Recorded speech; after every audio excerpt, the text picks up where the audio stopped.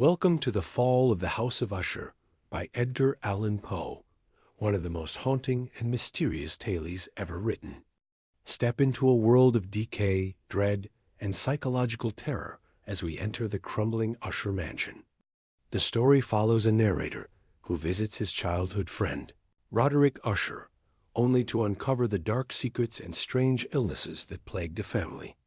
What begins as a quiet visit quickly descends into madness, fear, and an unforgettable climax. Sit back, let the shadows surround you, and experience the chilling brilliance of Poe's masterpiece. The Fall of the House of Usher by Edgar Allan Poe during the whole of a dull, dark, and soundless day in the autumn of the year, when the clouds hung oppressively low in the heavens. I had been passing alone, on horseback, through a singularly dreary tract of country, and at length found myself, as the shades of the evening drew on, within view of the melancholy house of Usher. I know not how it was, but, with the first glimpse of the building, a sense of insufferable gloom pervaded my spirit. I say insufferable, for the feeling was unrelieved by any of that half-pleasurable, because poetic, sentiment with which the mind usually receives even the sternest natural images of the desolate or terrible. I looked upon the scene before me, upon the mere house, and the simple landscape features of the domain upon the bleak walls, upon the vacant eye-like windows, upon a few rank sedges, and upon a few white trunks of decayed trees, with an utter depression of soul which I can compare to no earthly sensation more properly than to the after-dream of the reveler upon opium, the bitter lapse into everyday life, the hideous dropping off of the veil. There was an iciness, a sinking, a sickening of the heart, an unredeemed dreariness of thought which no goading of the imagination could torture into aught of the sublime. What was it? I paused to think. What was it that so unnerved me in the contemplation of the house of Usher? It was a mystery all insoluble. Nor could I grapple with the shadowy fancies that crowded upon me as I pondered. I was forced to fall back upon the unsatisfactory conclusion that, while, beyond doubt, there are combinations of very simple natural objects which have the power of thus affecting us, still the analysis of this power lies among considerations beyond our depth. It was possible, I reflected, that a mere different arrangement of the particulars of the scene, of the details of the picture, would be sufficient to modify, or perhaps to annihilate its capacity for sorrowful impression. And acting upon this idea, I reined my horse to the precipitous brink of a black and lurid tarn that lay in unruffled luster by the dwelling, and gazed down, but with a shudder even more thrilling than before, upon the remodeled and inverted images of the gray sedge, and the ghastly tree stems, and the vacant and eye-like windows. Nevertheless, in this mansion of gloom, I now proposed to myself a sojourn of some weeks. Its proprietor, Roderick Usher, had been one of my boon companions in boyhood, but many years had elapsed since our last meeting. A letter, however, had lately reached me in a distant part of the country, a letter from him which, in its wildly importunate nature, had admitted of no other than a personal reply. The MS gave evidence of nervous agitation. The writer spoke of acute bodily illness, of a mental disorder which oppressed him, and of an earnest desire to see me, as his best and indeed his only personal friend, with a view of attempting, by the cheerfulness of my society, some alleviation of his malady. It was the manner in which all this, and much more, was said, it was the apparent heart that went with his request, which allowed me no room for hesitation, and I accordingly obeyed forthwith what I still considered a very singular summons. Although, as boys, we had been even intimate associates, yet I really knew little of my friend. His reserve had been always excessive and habitual. I was aware, however, that his very ancient family had been noted, time out of mind, for a peculiar sensibility of temperament, displaying itself, through long ages, in many works of exalted art, and manifested of late in repeated deeds of munificent yet unobtrusive charity, as well as in a passionate devotion to the intricacies, perhaps even more than to the orthodox and easily recognizable beauties of musical science. I had learned, too, the very remarkable fact that the stem of the Usher race, all time honored as it was, had put forth at no period any enduring branch. In other words, that the entire family lay in the direct line of descent, and had always, with very trifling and very temporary variation, so lain. It was this deficiency, I considered, while running over in thought the perfect keeping of the character of the premises with the accredited character of the people, and while speculating upon the possible influence which the one, in the long lapse of centuries, might have exercised upon the other, it was this deficiency, perhaps of collateral issue, and the consequent undeviating transmission, from sire to son, of the patrimony with the name, which had at length so identified the two as to merge the original title of the estate in the quaint and equivocal appellation of the House of Usher, an appellation which seemed to include, in the minds of the peasantry who used it, both the family and the family mansion. I have said that the sole effect of my somewhat childish experiment, that of looking down within the tarn, had been to deepen the first singular impression. There can be no doubt that the consciousness of the rapid increase of my superstition, for why should I not so term it, served mainly to accelerate the increase itself. Such, I have long known, is the paradoxical law of all sentiments having terror as a basis.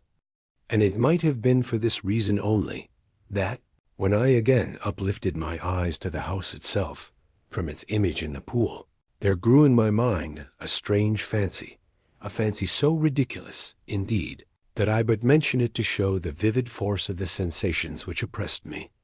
I had so worked upon my imagination as really to believe that about the whole mansion and domain there hung an atmosphere peculiar to themselves and their immediate vicinity, an atmosphere which had no affinity with the air of heaven, but which had reeked up from the decayed trees and the gray wall, and the silent tarn of pestilent and mystic vapor, dull, sluggish, faintly discernible, and leaden-hued. Shaking off from my spirit what must have been a dream, I scanned more narrowly the real aspect of the building. Its principal feature seemed to be that of an excessive antiquity. The discoloration of ages had been great. Minute fungi overspread the whole exterior, hanging in a fine tangled webwork from the eaves. Yet all this was apart from any extraordinary dilapidation. No portion of the masonry had fallen, and there appeared to be a wild inconsistency between its still perfect adaptation of parts and the crumbling condition of the individual stones. In this there was much that reminded me of the specious totality of old work which has rotted for long years in some neglected vault, with no disturbance from the breath of the external air. Beyond this indication of extensive decay, however, the fabric gave little token of instability. Perhaps the eye of a scrutinizing observer might have discovered a barely perceptible fissure, which, extending from the roof of the building in front, made its way down the wall in a zigzag direction, until it became lost in the sullen waters of the tarn. Noticing these things, I rode over a short causeway to the house. A servant in waiting took my horse, and I entered the Gothic archway of the hall. A valet of stealthy step thence conducted me in silence through many dark and intricate passages in my progress to the studio of his master. Much that I encountered on the way contributed, I know not how, to heighten the vague sentiments of which I have already spoken, while the objects around me, while the carvings of the ceilings, the somber tapestries of the walls, the ebon blackness of the floors, and the phantasmagoric armorial trophies which rattled as I strode, were but matters to which, or to such as which, I had been accustomed from my infancy. While I hesitated not to acknowledge how familiar was all this, I still wondered to find how unfamiliar were the fancies which ordinary images were stirring up. On one of the staircases I met the physician of the family. His countenance, I thought, wore a mingled expression of low cunning and perplexity. He accosted me with trepidation and passed on. The valet now threw open a door and ushered me into the presence of his master. The room in which I found myself was very large and lofty. The windows were long, narrow, and pointed, and at so vast a distance from the black oaken floor as to be altogether inaccessible from within. Feeble gleams of encrimsoned light made their way through the trellised panes and served to render sufficiently distinct the more prominent objects around. The eye, however, struggled in vain to reach the remoter angles of the chamber, or the recesses of the vaulted and fretted ceiling. Dark draperies hung upon the walls. The general furniture was profuse, comfortless, antique, and tattered. Many books and musical instruments lay scattered about, but failed to give any vitality to the scene. I felt that I breathed an atmosphere of sorrow. An air of stern, deep, and irredeemable gloom hung over and pervaded all. Upon my entrance, Usher rose from a sofa, on which he had been lying at full length, and greeted me with a vivacious warmth which had much in it.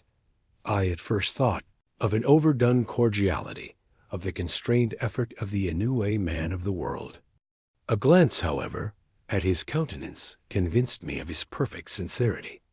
We sat down, and for some moments, while he spoke not, I gazed upon him with a feeling half of pity, half of awe. Surely man had never before so terribly altered, in so brief a period, as had Roderick Usher. It was with difficulty that I could bring myself to admit the identity of the one, being before me with the companion of my early boyhood. Yet the character of his face had been at all times remarkable. A cadaverousness of complexion, an eye large, liquid, and luminous beyond comparison, lips somewhat thin and very pallid, but of a surpassingly beautiful curve, a nose of a delicate Hebrew model, but with a breadth of nostril unusual in similar formations, a finely molded chin, speaking, in its want of prominence, of a want of moral energy, hair of a more than web-like softness and tenuity. These features, with an inordinate expansion above the regions of the temple, made up altogether a countenance not easily to be forgotten. And now in the mere exaggeration of the prevailing character of these features, and of the expression they were wont to convey, lay so much of change that I doubted to whom I spoke. The now ghastly pallor of the skin, and the now miraculous luster of the eye, above all things startled and even awed me. The silken hair, too, had been suffered to grow all unheeded, and as, in its wild gossamer texture, it floated rather than fell about the face, I could not, even with effort, connect its arabesque expression with any idea of simple humanity.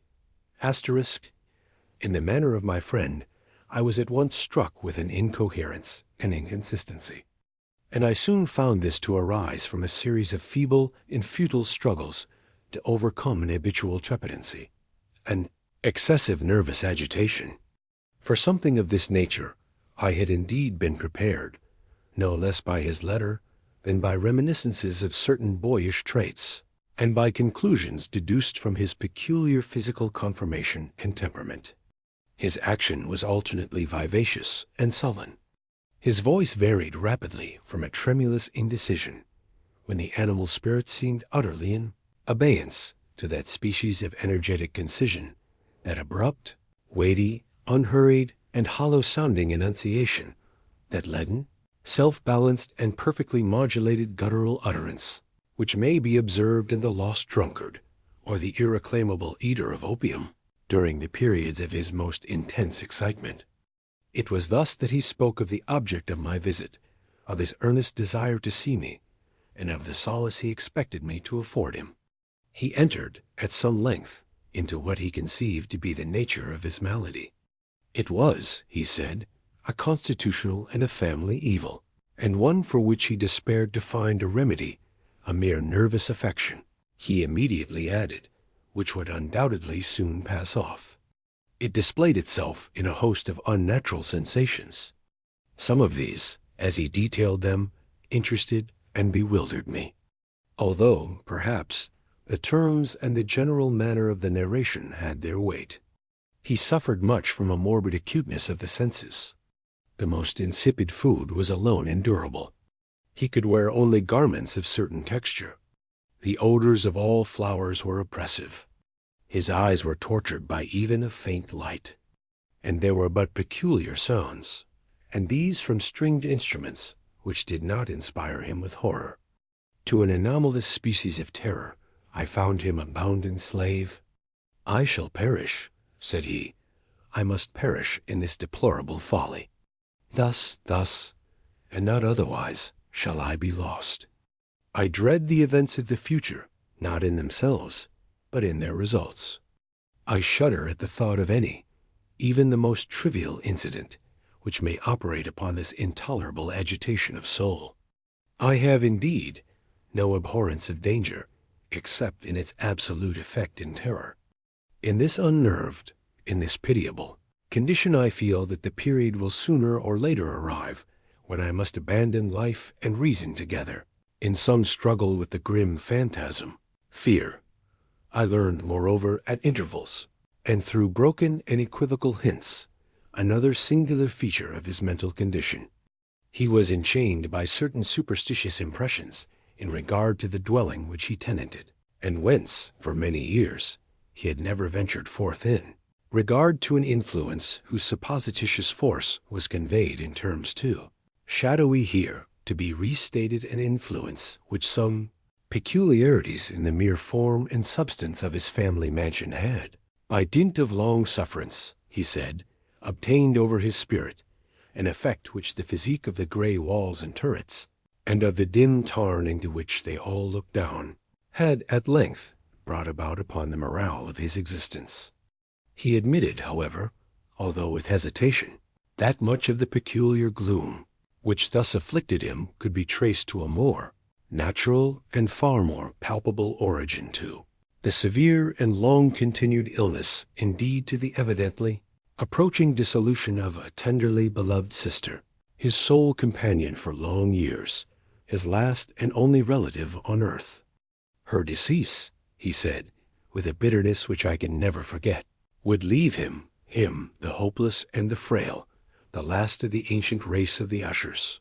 While he spoke, the Lady Madeline, for so was she called, passed slowly through a remote portion of the apartment, and, without having noticed my presence, disappeared. I regarded her with an utter astonishment, not unmingled with dread, and yet I found it impossible to account for such feelings. A sensation of stupor oppressed me as my eyes followed her retreating steps. When a door, at length, closed upon her, my glance sought instinctively and eagerly the countenance of the brother. But he had buried his face in his hands, and I could only perceive that a far more than ordinary wanness had overspread the emaciated fingers, through which trickled many passionate tears. The disease of the Lady Madeline had long baffled the skill of her physicians. A settled apathy, a gradual wasting away of the person, and frequent, although transient affections of a partially cataleptical character, were the unusual diagnosis. Hitherto she had steadily borne up against the pressure of her malady, and had not betaken herself finally to bed. But on the closing in of the evening of my arrival at the house, she succumbed, as her brother told me at night, with inexpressible agitation, to the prostrating power of the destroyer. And I learned that the glimpse I had obtained of her person would thus probably be the last I should obtain, that the lady, at least while living, would be seen by me no more. For several days ensuing, her name was unmentioned by either Usher or myself, and during this period I was busied in earnest endeavors to alleviate the melancholy of my friend. We painted and read together, or I listened, as if in a dream, to the wild improvisations of his speaking guitar. And thus, as a closer and still closer intimacy admitted me more unreservedly into the recesses of his spirit, the more bitterly did I perceive the futility of all attempt at cheering a mind from which darkness, as if an inherent positive quality, poured forth upon all objects of the moral and physical universe in one unceasing radiation of gloom. I shall ever bear about me a memory of the many solemn hours I thus spent alone with the master of the House of Usher. Yet I should, fail in any attempt to convey an idea of the exact character of the studies, or of the occupations in which he involved me or led me the way. An excited and highly distempered ideality threw a sulphureous luster over all. His long improvised dirges will ring forever in my ears. Among other things, I hold painfully in mind a certain singular perversion and amplification of the wild air of the last waltz of von Weber, from the paintings over which his elaborate fancy brooded, and which grew, touch by touch, into vagueness at which I shuddered the more thrillingly, because I shuddered knowing not why, from these paintings, vivid as their images now are before me. I would in vain endeavor to educe more than a small portion which should lie within the compass of merely written words. By the utter simplicity, by the nakedness of his designs, he arrested and overawed attention. If ever mortal painted an idea, that mortal was Roderick Usher, for me at least. In the circumstances then surrounding me, there arose out of the pure abstractions which the hypochondriac contrived to throw upon his canvas an intensity of intolerable awe, no shadow of which felt I ever yet in the contemplation of the certainly glowing yet too concrete reveries of Fuseli. One of the phantasmagoric conceptions of my friend, partaking not so rigidly of the spirit of abstraction, may be shadowed forth, although feebly, in words. A small picture presented the interior of an immensely long and rectangular vault or tunnel, with low walls, smooth, white, and without interruption or device. Certain accessory points of the design served well to convey the idea that this excavation lay at an exceeding depth below the surface of the earth. No outlet was observed in any portion of its vast extent, and no torch or other artificial source of light was discernible. Yet a flood of intense rays rolled throughout, and bathed the whole in a ghastly and inappropriate splendor. I have just spoken of that morbid condition of the auditory nerve which rendered all music intolerable to the sufferer, with the exception of certain effects of stringed instruments. It was, perhaps, the narrow limits to which he thus confined himself upon the guitar which gave birth, in great measure, to the fantastic character of the performances. But the fervid facility of his impromptus could not be so accounted for.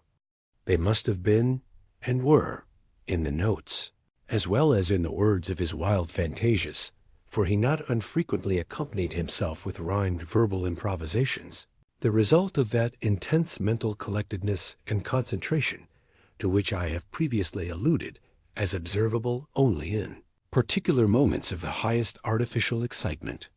The words of one of these rhapsodies I have easily remembered. I was, perhaps, the more forcibly impressed with it as he gave it, because, in the under or mystic current of its meaning, I fancied that I perceived, and for the first time, a full consciousness on the part of Usher of the tottering of his lofty reason upon her throne. The verses, which were entitled "The Haunted Palace," ran very nearly, if not accurately, thus: I doubt in the greenest of our valleys, by good angels tenanted, once a fair and stately palace, radiant palace reared its head. In the monarch thought's dominion, it stood there. Never seraph spread a pinion over fabric half so fair. *2. Banners yellow, glorious, golden, on its roof did float and flow. This was in the olden time long ago. And every gentle air that dallied, in that sweet day, along the ramparts plumed and pallid, a winged odor went away. *3. Wanderers in that happy valley, through 2 luminous windows saw spirits moving musically to a lute's well-tuned law, round about a throne, where sitting Porphyrogene, in state his glory well befitting, the ruler of the realm was seen. *4. And all with pearl and ruby glowing was the fair palace door, through which came flowing, and sparkling evermore, a troop of echoes whose sweet duty was but to sing, in voices of surpassing beauty, the wit and wisdom of their king. But evil things, in robes of sorrow, assailed the monarch's high estate. Ah, Let us mourn, for never morrow shall dawn upon him, desolate. And round about his home, the glory that blushed and bloomed is but a dim remembered story of the old time entombed. And travelers now within that valley, through the red-litten windows, see vast forms that move fantastically to a discordant melody, while, like a rapid, ghastly river, through the pale door, a hideous throng rush out forever, and laugh but smile no more. I well remember that suggestions arising from this ballad led us into a train of thought, wherein there became manifest an opinion of Usher's, which I mention, not so much on account of its novelty, for other men have thought thus, as on account of the pertinacity with which he maintained it. This opinion, in its general form, was that of the sentience of all vegetable things. But in his disordered fancy, the idea had assumed a more daring character, and trespassed, under certain conditions, upon the kingdom of an organization. I lack words to express the full extent or the earnest abandon of his persuasion. The belief, however, was connected, as I have previously hinted, with the gray stones of the home of his forefathers. The conditions of the sentience had been here, he imagined, fulfilled in the method of collocation of these stones, in the order of their arrangement, as well as in that of the many fungi which overspread them, and of the decayed trees which stood around above all, in the long undisturbed endurance of this arrangement, and in its reduplication in the still waters of the tarn. Its evidence, the evidence of the sentience, was to be seen, he said, and I here started as he spoke, in the gradual yet certain condensation of an atmosphere of their own about the waters and the walls. The result was discoverable, he added, in that silent yet importunate and terrible influence which for centuries had molded the destinies of his family, and which made him what I now saw him, what he was. Such opinions need no comment, and I will make none. Our books, the books, which, for years, had formed no small portion of the mental existence of the invalid, were, as might be supposed, in strict keeping with this character of phantasm.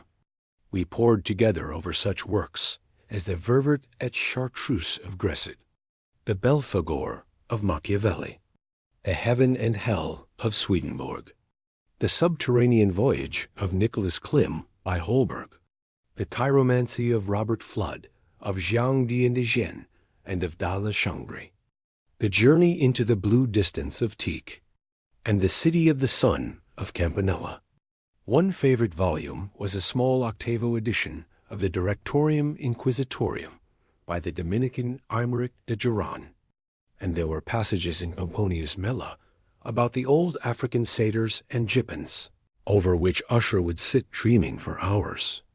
His chief delight, however, was found in the perusal of an exceedingly rare and curious book in quarto Gothic, the Manual of a Forgotten Church, the Vigili, Mortuorum Secundum Coram Ecclesio Magnetinia.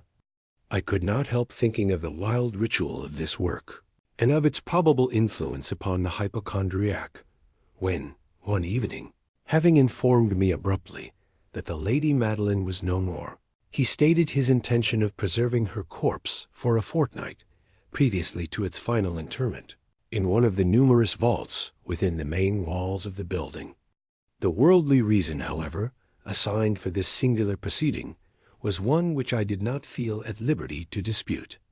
The brother had been led to his resolution, so he told me, by consideration of the unusual character of the malady of the deceased, of certain obtrusive and eager inquiries on the part of her medical men, and of the remote and exposed situation of the burial ground of the family.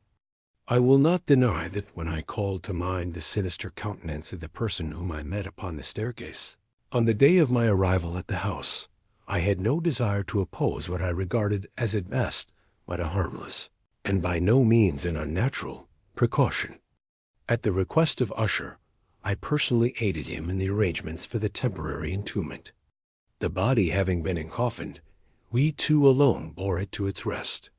The vault in which we placed it, and which had been so long unopened that our torches, half smothered in its oppressive atmosphere, gave us little opportunity for investigation, was small, damp, and entirely without means of admission for light. Lying at great depth, immediately beneath that portion of the building in which was my own sleeping apartment.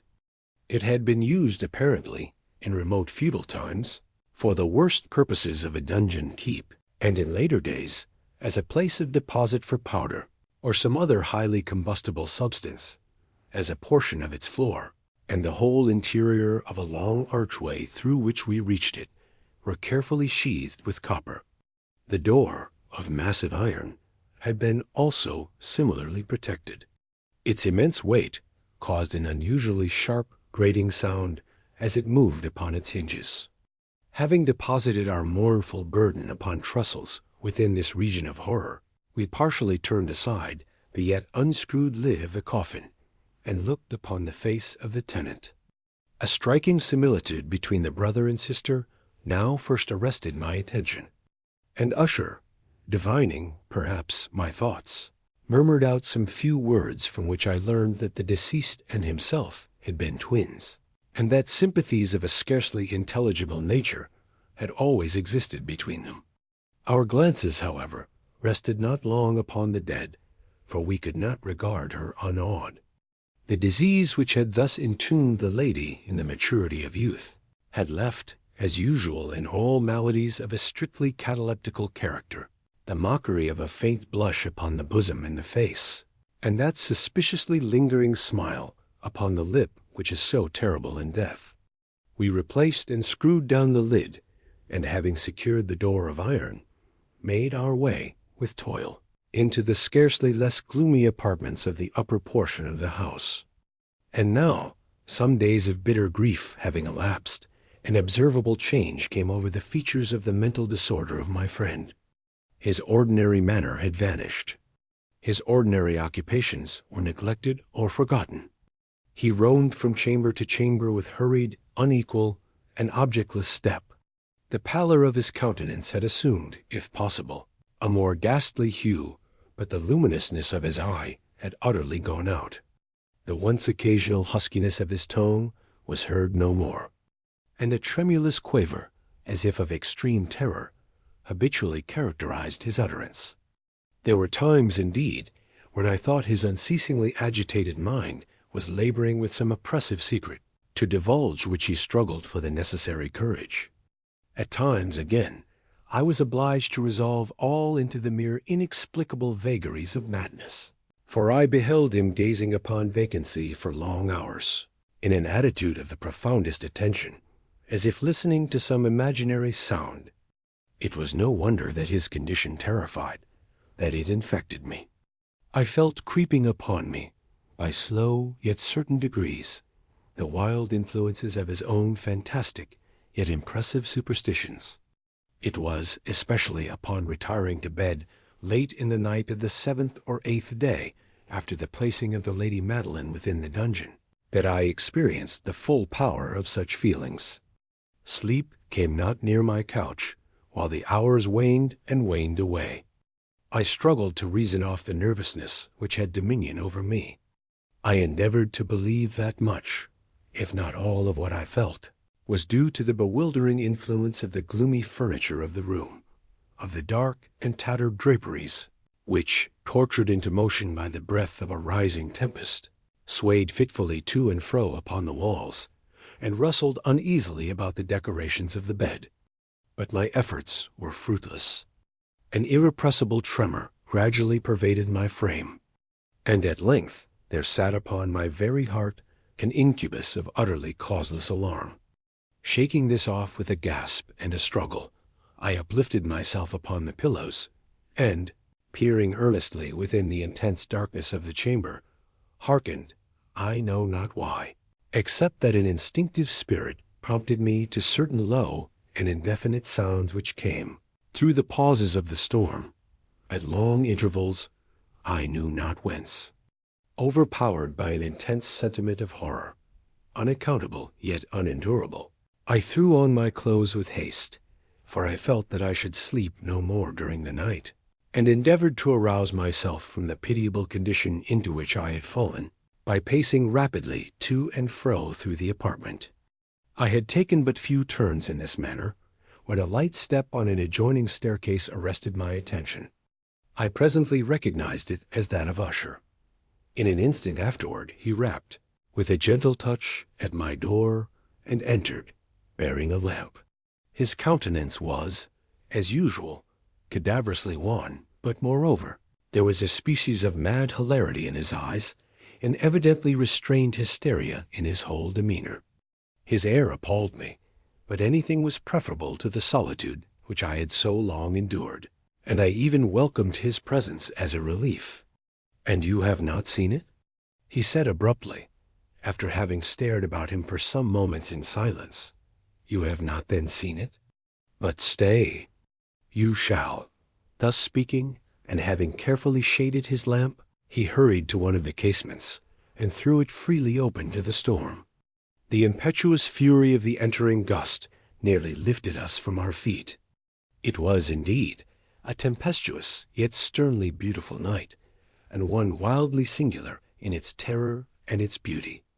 A whirlwind had apparently collected its force in our vicinity, for there were frequent and violent alterations in the direction of the wind, and the exceeding density of the clouds, which hung so low as to press upon the turrets of the house, did not prevent our perceiving the lifelike velocity with which they flew, careering from all points against each other, without passing away into the distance. I say that even their exceeding density did not prevent our perceiving this, yet we had no glimpse of the moon or stars, nor was there any flashing forth of the lightning. But the under surfaces of the huge masses of agitated vapor, as well as all terrestrial objects immediately around us, were glowing in the unnatural light of a faintly luminous and distinctly visible gaseous exhalation which hung about and enshrouded the mansion. You shall not behold this," said I, shuddering to Usher, as I led him, with a gentle violence, from the window to a seat. "These appearances, which bewilder you, are merely electrical phenomena, not uncommon, or it may be that they have their ghastly origin in the rank miasma of the tarn. Let us close this casement. The air is chilling and dangerous to your frame. Here is one of your favorite romances. I will read, and you shall listen, and so we will pass away this terrible night together." The antique volume which I had taken up was The Mad Tryst of Sir Launcelot Canning, but I had called it a favorite of Usher's more in sad jest than in earnest. For, in truth, there is little in its uncouth and unimaginative prolixity which could have had interest for the lofty and spiritual ideality of my friend. It was, however, the only book immediately at hand, and I indulged a vague hope that the excitement which now agitated the hypochondriac might find relief, for the history of mental disorder is full of similar anomalies, even in the extremeness of the folly which I should read. Could I have judged, indeed, by the wild overstrained air of vivacity with which he hearkened, or apparently hearkened, to the words of the tale, I might well have congratulated myself upon the success of my design. I had arrived at that well-known portion of the story where Ethelred, the hero of the tryst, having sought in vain for peaceable admission into the dwelling of the hermit, proceeds to make good an entrance by force. Here, it will be remembered, the words of the narrative run thus: and Ethelred, who was by nature of a doughty heart, and who was now mighty withal, on account of the powerfulness of the wine which he had drunken, waited no longer to hold parley with the hermit, who, in sooth, was of an obstinate and maliceful turn. But feeling the rain upon his shoulders, and fearing the rising of the tempest, uplifted his mace outright, and with blows made quickly room in the plankings of the door for his gaunted hand. And now pulling therewith sturdily, he so cracked and ripped and tore all asunder, that the noise of the dry and hollow-sounding wood alaroomed and reverberated throughout the forest. At the termination of this sentence I started, and for a moment paused, for it appeared to me, although I at once concluded that my excited fancy had deceived me, it appeared to me that, From some very remote portion of the mansion, there came, indistinctly to my ears, what might have been, in its exact similarity of character, the echo, but a stifled and dull one certainly, of the very cracking and anglaise, ripping sound which Sir Launcelot had so particularly described. It was beyond doubt the coincidence alone which had arrested my attention. For, amid the rattling of the sashes of the casements, and the ordinary commingled noises of the still increasing storm, the sound in itself had nothing, surely, which should have interested or disturbed me. I continued the story, but the good champion Ethelred, now entering within the door, was sore enraged and amazed to perceive no signal of the maliceful hermit, but in the stead thereof a dragon of a scaly and prodigious demeanor, and of a fiery tongue, which sat in guard before a palace of gold with a floor of silver.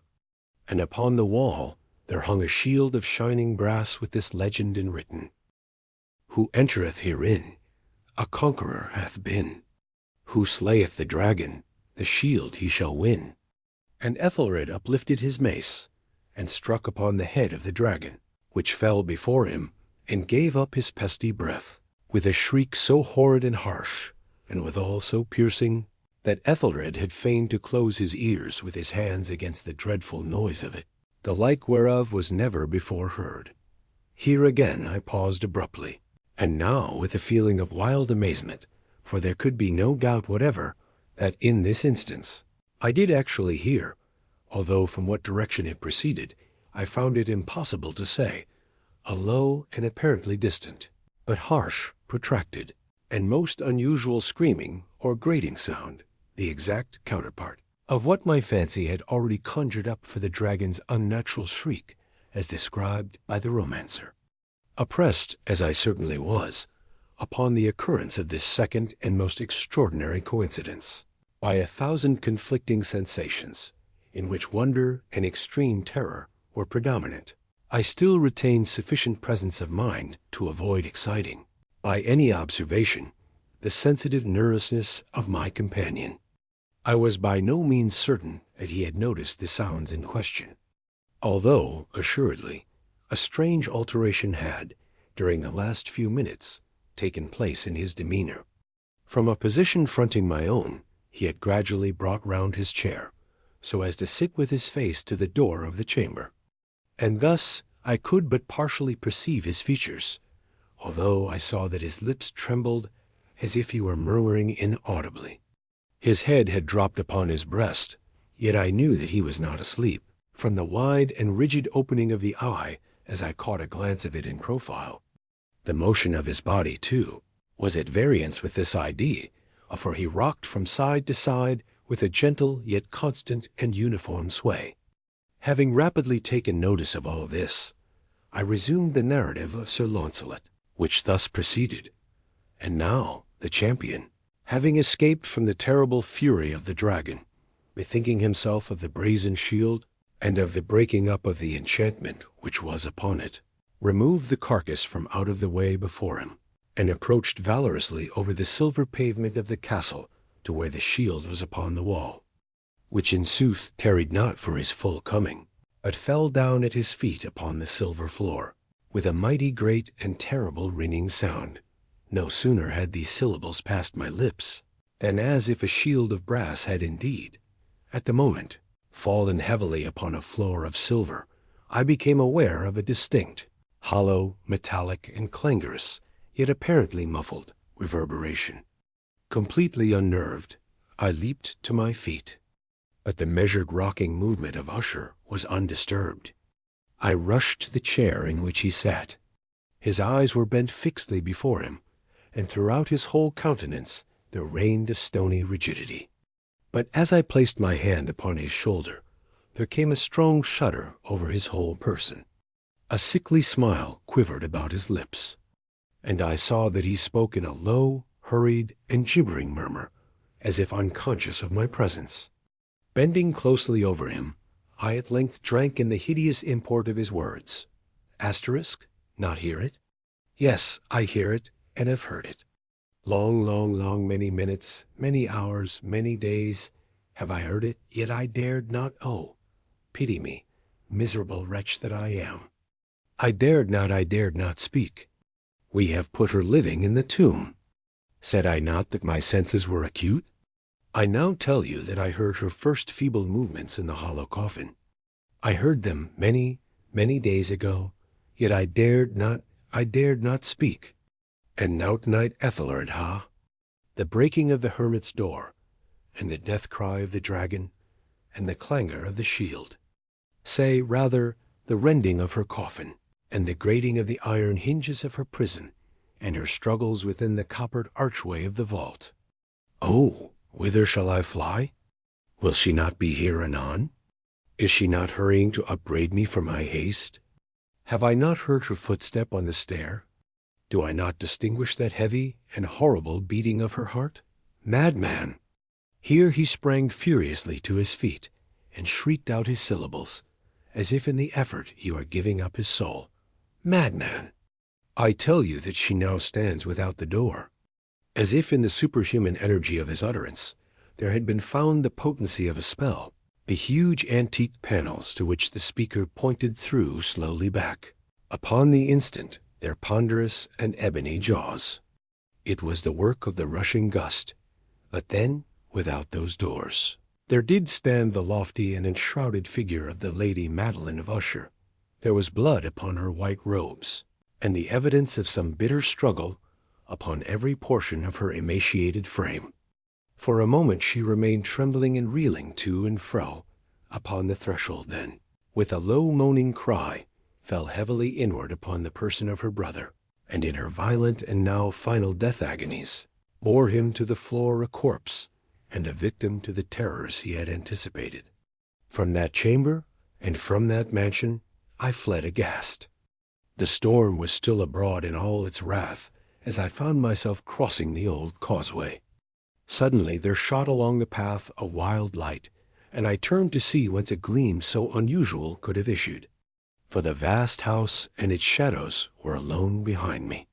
The radiance was that of the full, setting, and blood-red moon, which now shone vividly through that once barely discernible fissure, of which I have before spoken as extending from the roof of the building, in a zigzag direction, to the base.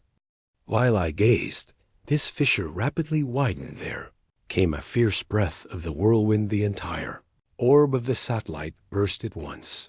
Upon my sight my brain reeled as I saw the mighty walls rushing asunder. There was a long tumultuous, shouting sound like the voice of 1,000. Waters in the deep and dank tarn at my feet closed, solemnly and silently over the fragments of the House of Usher.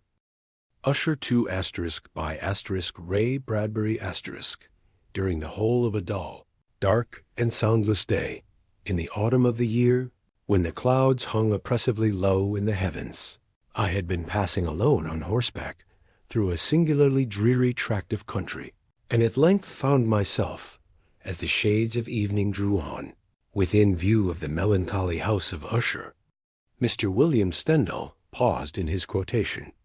There, upon a low black hill, stood the house, its cornerstone bearing the inscription 2005 AD. Mr. Bigelow, the architect, said, "It's completed."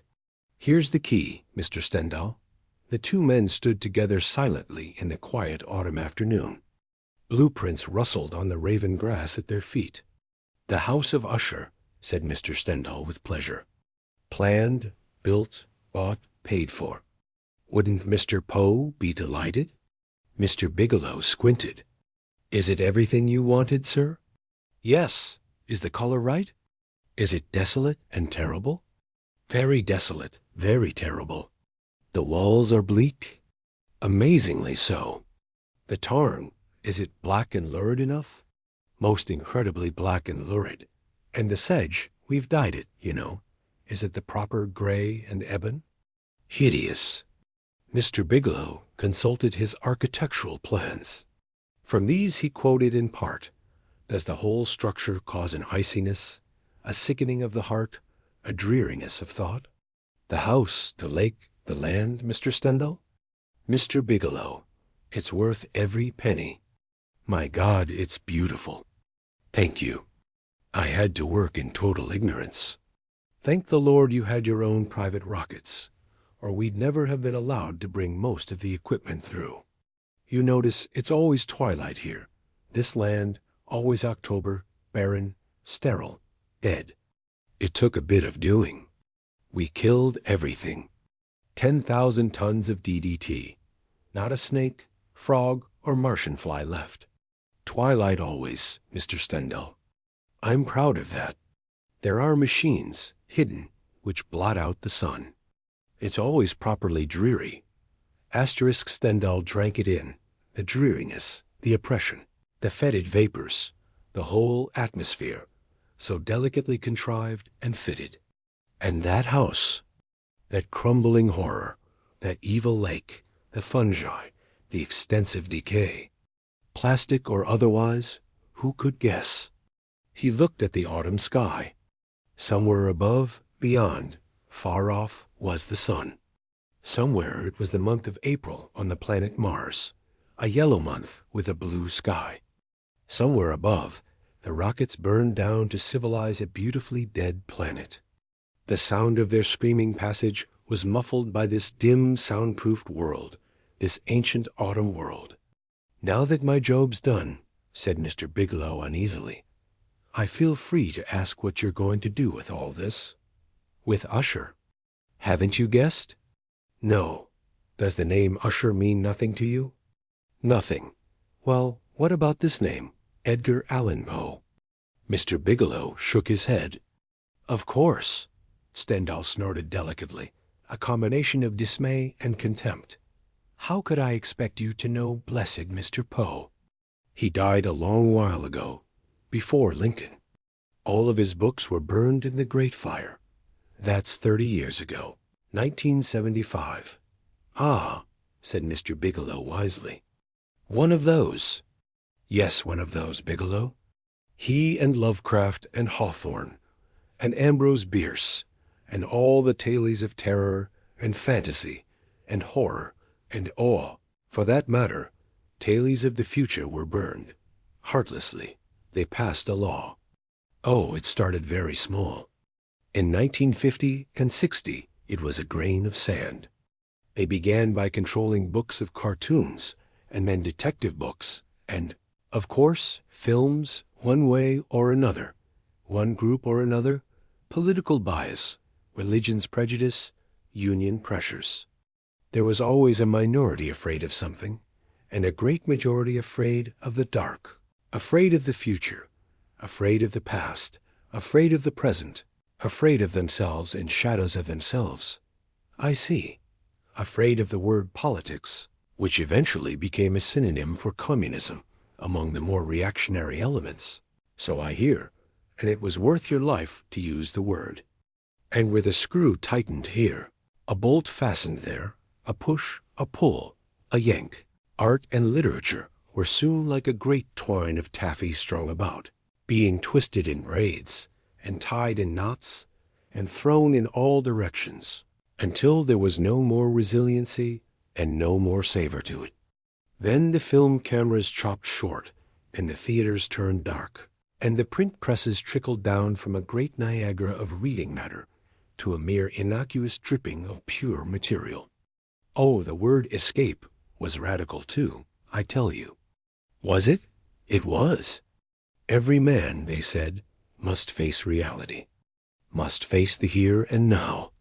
Everything that was not so must go. All the beautiful literary lies and flights of fancy must be shot in mid-air. So they lined them up against a library wall one Sunday morning 30 years ago in 1975. They lined them up, St. Nicholas and the Headless Horseman and Snow White and Rumpelstiltskin and Mother Goose. Oh, what a wailing!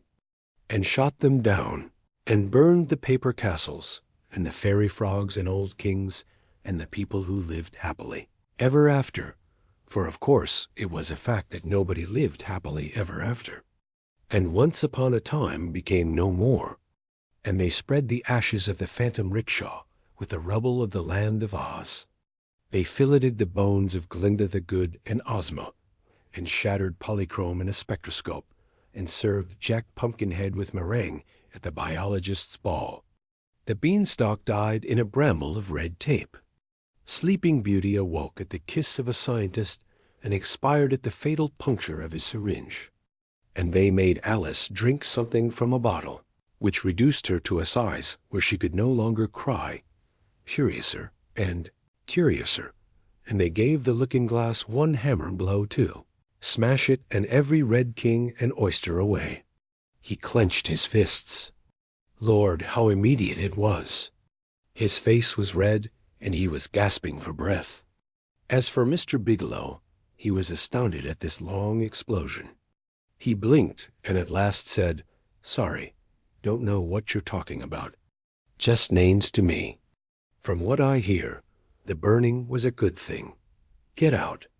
Screamed Stendhal. You've done your job. Now let me alone, you idiot. Mr. Bigelow summoned his carpenters and went away. Mr. Stendhal stood alone before his house. Listen here, he said to the unseen rockets. I came to Mars to get away from you clean-minded people, but you're flocking in thicker every day, like flies to offal. So I'm going to show you. I'm going to teach you a fine lesson for what you did to Mr. Poe on Earth. As of this day, beware. The House of Usher is open for business. He pushed a fist at the sky. The rocket landed. A man stepped out jauntily. He glanced at the house, and his gray eyes were displeased and vexed. He strode across the moat to confront the small man there. Your name, Stendhal? Yes, I'm Garrett, investigator of moral climates. So you finally got to Mars, you moral climate people? I wondered when you'd appear. We arrived last week. We'll soon have things as neat and tidy as Earth. The man waved an identification card irritably toward the house. Suppose you tell me about that place, Stendhal? It's a haunted castle, if you like. I don't like. Stendhal, I don't like. The sound of that word haunted. Simple enough. In this year of our Lord 2005, I have built a mechanical sanctuary. In it copper bats fly on electronic beams, brass rats scuttle in plastic cellars, robot skeletons dance. Robot vampires, harlequins, wolves, and white phantoms, compounded of chemical and ingenuity, live here. That's what I was afraid of, said Garrett, smiling quietly. I'm afraid we're going to have to tear your place down. I knew you'd come out as soon as you discovered what went on. I'd have come sooner. But we at Moral Climates wanted to be sure of your intentions before we moved in. We can have the dismantlers and burning crew here by supper. By midnight, your place will be razed to the cellar. Mr. Stendhal, I consider you somewhat of a fool, sir. Spending hard-earned money on a folly. Why, it must have cost you $3 million. $4 million. But, Mr. Garrett, I inherited $25 million when very young. I can afford to throw it about. Seems a dreadful shame, though, to have the house finished only an hour and have you race out with your dismantlers. Couldn't you possibly let me play with my toy for just, 24 hours? You know the law. Strict to the letter. No books, no houses. Nothing to be produced which in any way suggests ghosts, vampires, fairies, or any creature of the imagination. You'll be burning Babbitts next. You've caused us a lot of trouble, Mr. Stendhal. It's in the record. 20 years ago. On Earth, you and your library. Yes, me and my library. And a few others like me. Oh, Poe's been forgotten for many years now, and Oz and the other creatures. But I had my little cache. We had our libraries, a few private citizens, until you sent your men around with torches and incinerators, and tore my 50,000 books up and burned them. Just as you put a stake through the heart of Halloween and told your film producers that if they made anything at all, they would have to make and remake. Ernest Hemingway. My God, how many times have I seen For Whom the Bell Tolls Done? 30 different versions. All realistic. Oh, realism. Oh here, oh now, oh hell. It doesn't pay to be bitter. Mr. Garrett, you must turn in a full report, mustn't you? Yes. Then, for curiosity's sake, you'd better come in and look around. It'll take only a minute. All right. Lead the way. And no tricks. I've a gun with me. The door to the House of Usher creaked wide. A moist wind issued forth. There was an immense sighing and moaning, like a subterranean bellows breathing in the lost catacombs. A rat pranced across the floor stones. Garrett, crying out, gave it a kick. It fell over, the rat did, and from its nylon fur streamed an incredible horde of metal fleas. Amazing. Garrett bent to see. An old witch sat in a niche, quivering her wax hands over some orange and blue tarot cards. She jerked her head and hissed through her toothless mouth at Garrett, tapping her greasy cards. Death! She cried. Now that's the sort of thing I mean, said Garrett. Deplorable. I'll let you burn her personally. Will you, really? Garrett was pleased. Then he frowned. I must say you're taking this all so well. It was enough just to be able to create this place. To be able to say I did it. To say I nurtured a medieval atmosphere in a modern, incredulous world. I've a somewhat reluctant admiration for your genius myself, sir. Garrett watched a mist drift by, whispering and whispering, shaped like a beautiful and nebulous woman. Down a moist corridor, a machine whirled. Like the stuff from a cotton candy centrifuge, mist sprang up and floated, murmuring, in the silent halls. An ape appeared out of nowhere. Hold on, cried Garrett. Don't be afraid. Stendhal tapped the animal's black chest. A robot, copper skeleton and all, like the witch, see? He stroked the fur, and under it metal tubing came to light.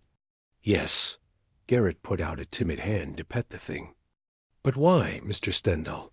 Why all this? What obsessed you? Asterisk. Bureaucracy, Mr. Garrett, but I haven't time to explain. The government will discover soon enough. He nodded to the ape. All right, now, the ape killed Mr. Garrett. Are we almost ready, Pikes? Pikes looked up from the table. Yes, sir. You've done a splendid job. Well, I'm paid for it. Mr. Stendhal, said Pikes softly, as he lifted the plastic eyelid of the robot and inserted the glass eyeball to fasten the rubberoid muscles neatly. There, the spitting image of Mr. Garrett. What do we do with him, sir? Pikes nodded at the slab where the real Mr. Garrett lay dead. Better burn him, Pikes. We wouldn't want two Mr. Gasserets, would we? Pikes wheeled Mr. Garrett to the brick incinerator. Goodbye. He pushed Mr. Garrett in and slammed the door. Stendhal confronted the robot Garrett. You have your orders, Garrett? Yes, sir. The robot sat up. I'm to return to moral climates. I'll file a complimentary report. Delay action for at least 48 hours. Say I'm investigating more fully. Right, Garrett. Goodbye. The robot hurried out to Garrett's rocket, got in, and flew away. Stendhal turned. Now, Pikes, we send the remainder of the invitations for tonight. I think we'll have a jolly time, don't you? Considering we waited 20 years, quite jolly. They winked at each other. 7 o'clock. Stendhal studied his watch. Almost time. He twirled the sherry glass in his hand. He sat quietly. Above him, among the oaken beams, the bats, their delicate copper bodies hidden under rubber flesh, blinked at him and shrieked. He raised his glass to them. To our success. Then he leaned back, closed his eyes, and considered the entire affair. How he would savor this in his old age. This paying back of the antiseptic government for its literary terrors and conflagrations. Oh, how the anger and hatred had grown in him through the years. Oh, how the plan had taken a slow shape in his numbed mind, until that day 3 years ago when he had met Pikes. Ah, yes, Pikes, Pikes with the bitterness in him, as deep as a black, charred well of green acid. Who was Pikes? Only the greatest of them all.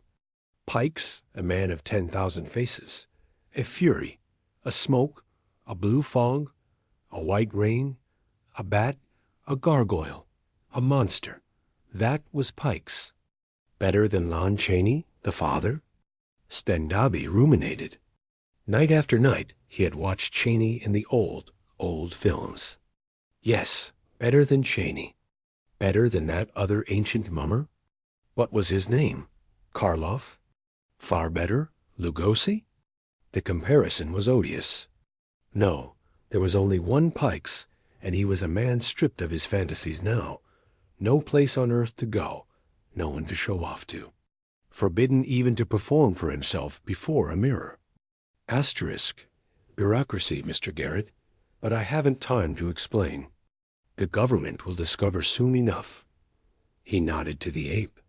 All right, now, the ape killed Mr. Garrett. Are we almost ready, Pikes? Pikes looked up from the table. Yes, sir. You've done a splendid job. Well, I'm paid for it. Mr. Stendhal, said Pikes softly, as he lifted the plastic eyelid of the robot and inserted the glass eyeball to fasten the rubberoid muscles neatly. There, the spitting image of Mr. Garrett. What do we do with him, sir? Pikes nodded at the slab where the real Mr. Garrett lay dead. Better burn him, Pikes. We wouldn't want two Mr. Gasserts, would we? Pikes wheeled Mr. Garrett to the brick incinerator. Goodbye. He pushed Mr. Garrett in and slammed the door. Stendhal confronted the robot Garrett. You have your orders, Garrett? Yes, sir. The robot sat up. I'm to return to moral climates. I'll file a complimentary report. Delay action for at least 48 hours. Say I'm investigating more fully. Right, Garrett. Goodbye. The robot hurried out to Garrett's rocket, got in, and flew away. Stendhal turned. Now, Pikes, we send the remainder of the invitations for tonight. I think we'll have a jolly time, don't you? Considering we waited 20 years, quite jolly. They winked at each other. 7 o'clock. Stendhal studied his watch. Almost time. He twirled the sherry glass in his hand. He sat quietly. Above him, among the oaken beams, the bats, their delicate copper bodies hidden under rubber flesh, blinked at him and shrieked. He raised his glass to them. To our success. Then he leaned back, closed his eyes, and considered the entire affair. How he would savor this in his old age. This paying back of the antiseptic government for its literary terrors and conflagrations. Oh, how the anger and hatred had grown in him through the years. Oh, how the plan had taken a slow shape in his numbed mind, until that day 3 years ago when he had met Pikes. Ah, yes, Pikes. Pikes with the bitterness in him, as deep as a black, charred well of green acid. Who was Pikes? Only the greatest of them all. Pikes, a man of 10,000 faces, a fury, a smoke, a blue fog, a white rain, a bat, a gargoyle, a monster. That was Pikes. Better than Lon Chaney, the father? Stendabi ruminated. Night after night he had watched Chaney in the old films. Yes, better than Chaney. Better than that other ancient mummer? What was his name? Karloff? Far better? Lugosi? The comparison was odious. No, there was only one Pikes, and he was a man stripped of his fantasies now. No place on earth to go, no one to show off to. Forbidden even to perform for himself before a mirror. Poor impossible, defeated Pikes. How must it have felt, Pikes, the night they seized your films, like entrails yanked from the camera, out of your guts, dutching them in coils and wads to stuff them up a stove to burn away? Did it feel as bad as having some 50,000 books annihilated with no recompense? Yes, yes. Stendhal felt his hands grow cold with the senseless anger.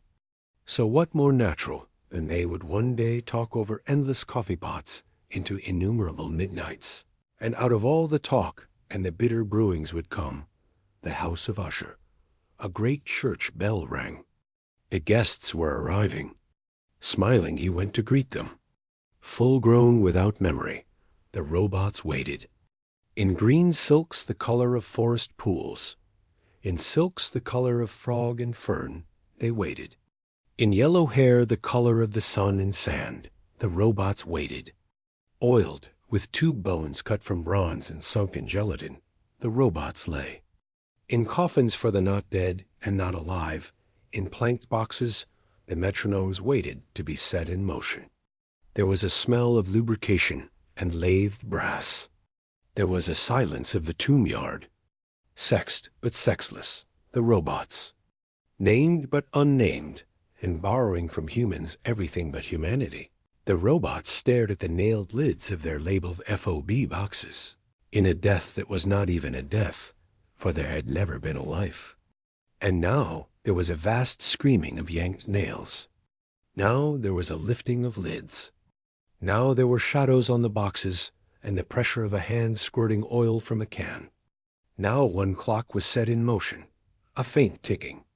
Now another and another, until this was an immense clock shop, purring. The marble eyes rolled wide their rubber lids. The nostrils winked. The robots, clothed in hair of ape and white of rabbit, arose, Tweedledum following Tweedledee, mock turtle, dormouse, drowned bodies from the sea, compounded of salt and whiteweed, swaying. Hanging blue-throated men with turned-up, clamflesh eyes, and creatures of ice and burning tinsel. Lone dwarfs and pepper elves, Tic-Toc Ragudo. St. Nicholas with a self-made snow flurry blowing on before him. Bluebeard with whiskers like acetylene flame, and sulphur clouds from which green fire snouts protruded, and in scaly and gigantic serpentine, a dragon with a furnace in its belly reeled out the door with a scream. A tick, a bellow, a silence, a rush, a wind. 10,000 lids fell back. The clock shop moved out into Usher. The night was enchanted. A warm breeze came over the land. The guest rockets, burning the sky and turning the weather from autumn to spring, arrived. The men stepped out in evening clothes, and the women stepped out after them, their hair coiffed up in elaborate detail. So that's Usher. But where's the door? At this moment Stendhal appeared. The women laughed and chattered. Mr. Stendhal raised a hand to quiet them. Turning, he looked up to a high castle window and called, "Rapunzel, Rapunzel, let down your hair." And from above, a beautiful maiden leaned out upon the night wind and let down her golden hair. And the hair twined and blew and became a ladder upon which the guests might ascend, laughing, into the house. What eminent sociologists! What clever psychologists! What tremendously important politicians, bacteriologists, and neurologists! There they stood, within the dank walls. Welcome, all of you. Mr. Tryon, Mr. Owen, Mr. Dunn, Mr. Lang, Mr. Steffens, Mr. Fletcher, and a double dozen more. Come in, come in. Miss Gibbs, Miss Pope, Miss Churchill, Miss Blunt, Miss Drummond, and a score of other women, glittering. Eminent people, one and all, members of the Society for the Prevention of Fantasy, advocators of the banishment of Halloween and Guy Fawkes, killers of bats, burners of books, bearers of torches. Good, clean citizens, every one, who had waited until the rough men had come up and buried the Martians and cleansed the cities and built the towns and repaired the highways and made everything safe. And then, with everything well on its way to safety, the spoil funds, the people with mercurochrome for blood and iodine-colored eyes, came now to set up their moral climates and dole out goodness to everyone. And they were his friends. Yes, carefully, he had met and befriended each of them on earth in the last year. "Welcome to the vasty halls of death," he cried. "Hello, Stendhal, what is all this?" "You'll see." Everyone off with their clothes. You'll find booths to one side there. Change into costumes you find there. Men on this side, women on that. The people stood uneasily about. "I don't know if we should stay," said Miss Pope. "I don't like the looks of this. It verges on blasphemy. Nonsense, a costume ball. Seems quite illegal." Mr. Stephens sniffed about. "Come off it," Stendhal laughed. "Enjoy yourselves. Tomorrow it'll be a ruin. Get in the booths." The house blazed with life and color. Harlequins rang by with belled caps, and white mice danced miniature quadrilles, to the music of dwarfs who tickled tiny fiddles with tiny boughs, and flags rippled from scorched beams, while bats flew in clouds about gargoyle mouths which spouted down wine, cool, wild, and foaming.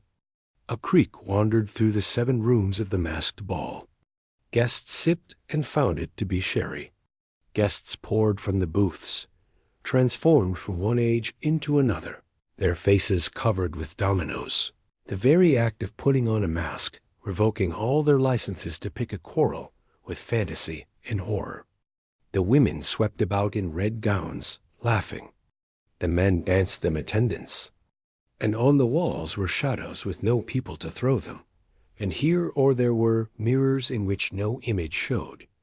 "All of us vampires," laughed Mr. Fletcher. "Dead. There were 7 rooms, each a different color, 1 blue, 1 purple, 1 green, 1 orange, another white, the 6th violet, and the 7th shrouded in black velvet. And in the black room was an ebony clock which struck the hour loud. And through these rooms the guests ran, drunk at last, among the robot fantasies, amid the dormice and mad hatters, the trolls and giants, the black cats and white queens, and under their dancing feet the floor gave off the massive pumping beat of a hidden and telltale heart. Mr. Stendhal. A whisper. Mr. Stendhal. A monster with the face of death stood at his elbow. It was Pikes. "I must see you alone." "What is it?" "Mr. Tryon, Mr. Owen, Mr. Dunn, Mr. Lang, Mr. Stephens, Mr. Fletcher, and a double dozen more. Come in, come in. Miss Gibbs, Miss Pope, Miss Churchill, Miss Blunt, Miss Drummond, and a score of other women, glittering. Eminent people, one and all, members of the Society for the Prevention of Fantasy, advocators of the banishment of Halloween and Guy Fawkes, killers of bats, burners of books, bearers of torches. Good clean citizens, every one, who had waited until the rough men had come up and buried the Martians and cleansed the cities and built the towns and repaired the highways and made everything safe. And then, with everything well on its way to safety, the spoil funds, the people with mercurochrome for blood and iodine-colored eyes, came now to set up their moral climates and dole out goodness to everyone.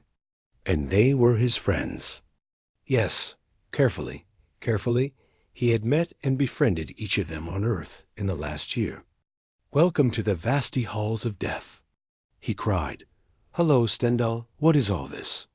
"You'll see. Everyone off with their clothes. You'll find booths to one side there. Change into costumes you find there. Men on this side, women on that." The people stood uneasily about. "I don't know if we should stay," said Miss Pope. "I don't like the looks of this. It verges on blasphemy. Nonsense, a costume ball. Seems quite illegal." Mr. Stephens sniffed about. "Come off it," Stendhal laughed. "Enjoy yourselves. Tomorrow it'll be a ruin. Get in the booths." The house blazed with life and color. Harlequins rang by with belled caps, and white mice danced miniature quadrilles, to the music of dwarfs who tickled tiny fiddles with tiny boughs, and flags rippled from scorched beams, while bats flew in clouds about gargoyle mouths which spouted down wine, cool, wild, and foaming. A creek wandered through the 7 rooms of the masked ball. Guests sipped and found it to be sherry. Guests poured from the booths, transformed from one age into another, their faces covered with dominoes. The very act of putting on a mask, revoking all their licenses to pick a quarrel with fantasy and horror. The women swept about in red gowns, laughing. The men danced them attendance. And on the walls were shadows with no people to throw them, and here or there were mirrors in which no image showed. All of us vampires, laughed Mr. Fletcher. Dead. There were 7 rooms, each a different color, one blue, one purple, one green, one orange, another white, the 6th violet, and the 7th shrouded in black velvet. And in the black room was an ebony clock which struck the hour loud. And through these rooms the guests ran, drunk at last, among the robot fantasies, amid the dormice and mad hatters, the trolls and giants, the black cats and white queens, and under their dancing feet the floor gave off the massive pumping beat of a hidden and telltale heart. Mr. Stendhal. A whisper. Mr. Stendhal. A monster with the face of death stood at his elbow. It was Pikes. I must see you alone. What is it? Here, Pikes held out a skeleton hand. In it were a few half-melted charred wheels, nuts, cogs, bolts. Stendhal looked at them for a long moment. Then he drew Pikes into a corridor. Garrett? He whispered. Pikes nodded. He sent a robot in his place. Cleaning out the incinerator a moment ago, I found these. They both stared at the fateful cogs for a time. This means the police will be here any minute, said Pikes. Our plan will be ruined. I don't know. Stendhal glanced in at the whirling yellow and blue and orange people. The music swept through the misting halls. I should have guessed Garrett wouldn't be fool enough to come in person. But wait. What's the matter? Nothing. There's nothing the matter. Garrett sent a robot to us. Well, we sent one back. Unless he checks closely, he won't notice the switch. Of course. Next time he'll come himself. Now that he thinks it's safe. Why, he might be at the door any minute, in person. More wine, Pikes. A great bell rang. There he is now, I'll bet you.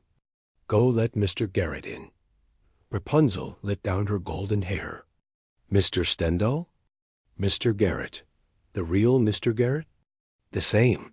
Garrett eyed the dank walls and the whirling people. I thought I'd better come see for myself. You can't depend on robots. Other people's robots, especially. I also took the precaution of summoning the dismantlers. They'll be here in 1 hour to knock the props out from under this horrible place. Stendhal bowed. Thanks for telling me. He waved his hand. In the meantime, you might as well enjoy this. A little wine? No, thank you. What's going on? How low can a man sink? See for yourself, Mr. Garrett. Murder, said Garrett. Murder most foul, said Stendhal. A woman screamed. Miss Pope ran up, her face the color of a cheese. The most horrid thing just happened. I saw Miss Blunt strangled by an ape and stuffed up a chimney. They looked and saw the long yellow hair trailing down from the flue. Garrett cried out. Horrid, sobbed Miss Pope, and then ceased crying. She blinked and turned. Miss Blunt. Yes, said Miss Blunt, standing there. But I just saw you crammed up the flue. No, laughed Miss Blunt, a robot of myself. A clever facsimile. But, don't cry, darling. I'm quite all right. Let me look at myself. Well, so there I am. Up the chimney.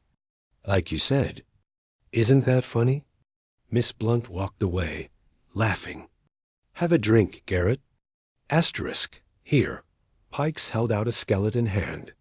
In it were a few half-melted charred wheels, nuts, cogs, bolts. Stendhal looked at them for a long moment. Then he drew Pikes into a corridor. Garrett? He whispered. Pikes nodded. He sent a robot in his place. Cleaning out the incinerator a moment ago, I found these. They both stared at the fateful cogs for a time. This means the police will be here any minute, said Pikes. Our plan will be ruined. I don't know. Stendhal glanced in at the whirling yellow and blue and orange people. The music swept through the misting halls. I should have guessed Garrett wouldn't be fool enough to come in person. But wait. What's the matter? Nothing. There's nothing the matter. Garrett sent a robot to us. Well, we sent one back. Unless he checks closely, he won't notice the switch. Of course. Next time he'll come himself. Now that he thinks it's safe. Why, he might be at the door any minute, in person. More wine, Pikes. A great bell rang. There he is now, I'll bet you. Go let Mr. Garrett in. Rapunzel let down her golden hair. Mr. Stendhal? Mr. Garrett. The real Mr. Garrett? The same. Garrett eyed the dank walls and the whirling people. I thought I'd better come see for myself. You can't depend on robots. Other people's robots, especially. I also took the precaution of summoning the dismantlers. They'll be here in 1 hour to knock the props out from under this horrible place. Stendhal bowed. Thanks for telling me. He waved his hand. In the meantime, you might as well enjoy this. A little wine? No, thank you. What's going on? How low can a man sink? See for yourself, Mr. Garrett.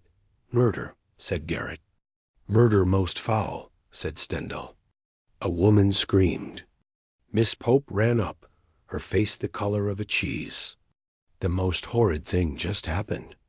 I saw Miss Blunt strangled by an ape and stuffed up a chimney. They looked and saw the long yellow hair trailing down from the flue. Garrett cried out. Horrid, sobbed Miss Pope, and then ceased crying.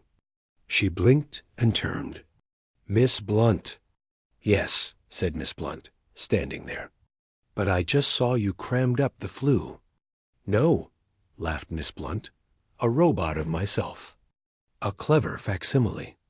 But, don't cry, darling. I'm quite all right. Let me look at myself. Well, so there I am.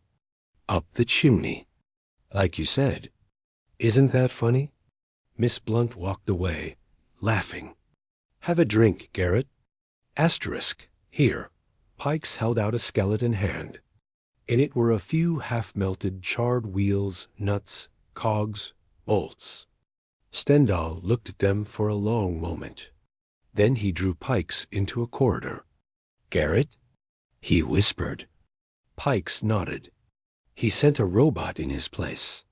Cleaning out the incinerator a moment ago, I found these. They both stared at the fateful cogs for a time. This means the police will be here any minute, said Pikes. Our plan will be ruined. I don't know. Stendhal glanced in at the whirling yellow and blue and orange people. The music swept through the misting halls. I should have guessed Garrett wouldn't be fool enough to come in person. But wait. What's the matter? Nothing. There's nothing the matter. Garrett sent a robot to us. Well, we sent one back.